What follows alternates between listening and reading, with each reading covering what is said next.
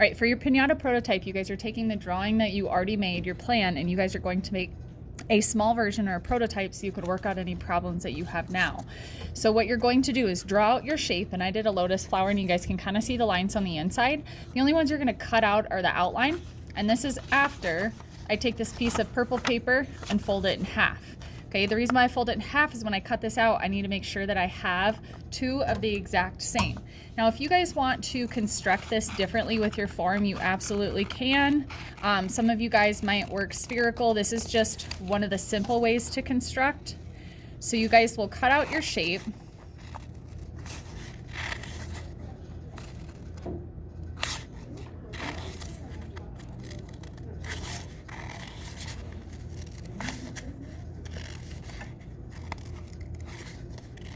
Okay, and then once you have it cut out, we need a 3/4 inch strip of paper, which I did not plan this well enough. I need to grab a new piece of paper because I need to measure out 3/4 inch from the edge. And keep in mind, you guys will be doing this with cardboard. So when you guys are working with your cardboard, you're not gonna be measuring out 3/4 inch. Your side strip might be about 3 to 4 inches, depending on your guys' scale. So then I'm going to line up those two marks that I made so I get a nice straight line to make my life easier as I go along. I'm going to cut a nice straight line, and this paper is folded. So if I was smart, I would plan it out so they fit on the same one. Okay, so now I have this strip of paper. Okay, that's what's going to make this two-dimensional shape become a three-dimensional form. So when I'm attaching this paper on, it's going to go in between. So what I want you guys to think about, as I already have a fold in here, is pre-planning where those fold lines are going to be. So when I'm folding this, I don't want to just fold it anywhere and have it go back like this. I want to fold back on itself so I get a 90-degree angle. When you guys are taping, I'm going to show you guys how I cut my tape here. I just place the masking tape on the edge of the table so I can cut little mini pieces of tape so they're ready to go. So if I know that this is my first point right here, I'm going to place a couple pieces of masking tape, and this is a curved edge, so I'm going to need quite a few.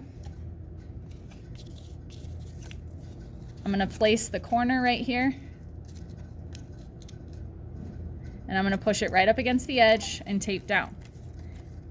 You cannot have any open spaces. So this is a prototype. This is not a, oh, I'm just gonna guess and put it together. This is how you guys get your cardboard. I need to approve this design before you guys move on. This might also be you looking at your design and going, well, that's way too hard. I wanna change my design. So my next point that I need to fold at is right here. So I'm gonna mark it with a pencil. I'm gonna fold back on itself. So it's 90 degrees. I'm going to put a piece of tape so I'm ready to go. Press it right up against the surface. Press my tape down and continue. So my next one, I like to mark it every time. I don't like to guess. Then I can fold this back, add my piece of tape, fold again, making sure I'm folding it back on itself. If I accidentally fold it like this, then I'm gonna make my life miserable. So don't do that. And you guys are gonna completely enclose this space on both sides. If you guys fold it at 90 degrees, when I lay this other shape over the top, it should fit, okay? It's a little bit easier to adjust with paper, but when you guys get to cardboard, if you do a terrible job with this strip, it's gonna make your life a lot harder, okay? So I did a really bad job right here. See this gap? So I need to fix that on my cardboard. That would mess up my whole corner.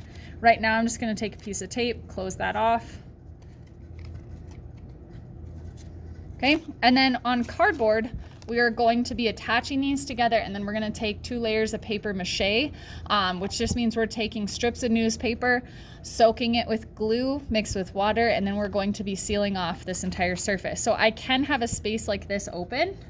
In fact, on larger curved areas or a longer stretch, I don't have to have a piece of masking tape right next to another piece of masking tape as long as it's holding up that shape.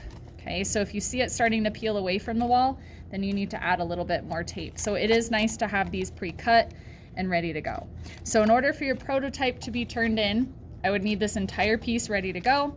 For the sake of showing you how to attach two of these together, I'm just gonna cut that. Don't do that. You guys will have more strips that you guys are making. Okay, when I need to cut another strip, I'm just going to tape it flush to this. Same thing with cardboard. And then continue as if it's one piece. If you need to add additional tape on the inside, you can do that as well. And then I would just keep going because one strip probably won't go all the way around your guys' pieces.